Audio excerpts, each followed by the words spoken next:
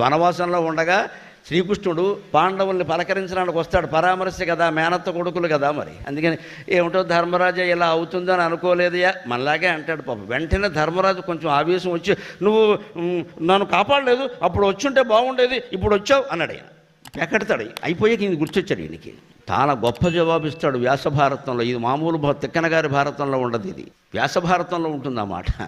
ఏమనుకోకు Dharmaraja, don't think otherwise. నేను ద్వారకలో లేనంటాడు. ద్వారకలో ఉండబెట్టండి. నేను ద్వారకలో లేను.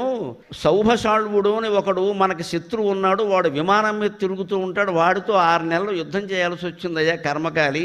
వాడి దగ్గరికి పోయాను నేను. అప్పుడు మీరేదో ఇక్కడ ఇవన్నీ జరిగాయని తెలిసింది. ఇంటికి వచ్చాక నాకు తెలిసింది, రుక్మిణి సత్యభామ చెప్పారు, పలకరించడానికి వచ్చాను. నేను ద్వారకలో నేను ఉంటే ధర్మరాజు అనుకుంటాడు, అదా ద్వారకలో లేట అందుకని రాలా. అది అర్థం కాదండి. ద్రౌపదీదేవి ఏం ప్రార్థించింది తెలుసా?